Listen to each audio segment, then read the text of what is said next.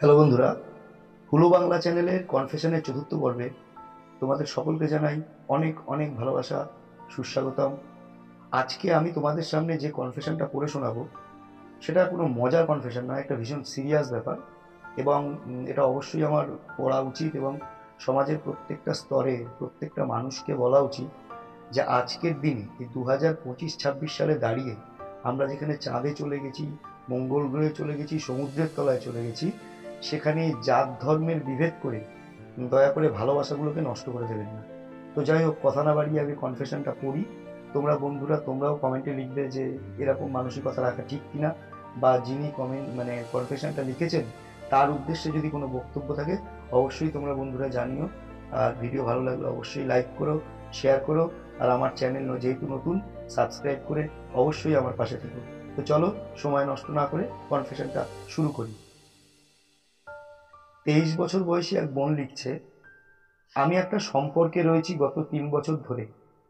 আমাদের মধ্যে age difference কিছুটা বেশি, কিন্তু আমাদের বন্ডিং আন্ডারস্ট্যান্ডিংয়ে কোনো সমস্যা নেই।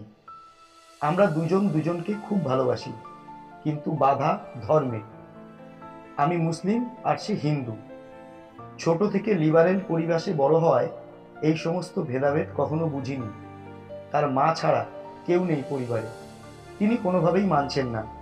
আমিও চাই না সে তার মাকে একা ফেলে চলে আসুক। আমার বাড়িতে বিশেষ কোনো বাধা নেই, এমনকি কনভার্ট হওয়ার প্রস্তাবও দেওয়া হয়েছে, কিন্তু কোনোভাবেই রাজি করানো যাচ্ছে না তার বাড়িতে। রাজি না হয় আমার বাড়ি থেকে এবার প্রেশার দিচ্ছে সম্পর্ক থেকে বেরিয়ে আসতে। কিন্তু এই ছেড়ে যাওয়ার যুগে এত সুন্দর একটা সম্পর্ক ভাঙতে খুব কষ্ট হচ্ছে। থেকে যেতে চাই, কিন্তু কিভাবে কি করব কিছুই বুঝতে পারছি না। দুজনেই খুব অসহায় অবস্থায় দিন কাটাচ্ছি। দেখো বন্ধুরা, কি অবস্থা আজকের দিনে দাঁড়িয়ে। দুটো ভালোবাসার মানুষ একে অপরকে বিয়ে করতে চাইছে, কিন্তু একজনের বাড়ি থেকে মেনে নিচ্ছে, তো আরেকজনের বাড়ি থেকে শুধু ধর্ম ভিত্তিক কারণে মেনে নেওয়া হচ্ছে না। তোমরা এ ব্যাপারে কি বলবে? আমি ওই মাসিমা এবং সমাজের প্রত্যেক স্তরের প্রত্যেক মানুষকে বলবো, দয়া করে এই বাধা নিষেধটার মধ্যে আজকের দিনে আটকে থাকবেন না। অবশ্যই জাত ধর্ম দেখাটা খুব বেশি ইম্পর্টেন্ট নয়। মানুষ দেখুন, মানুষ চিনুন, তার শিক্ষা দীক্ষা দেখুন, তার সংস্কৃতি দেখুন।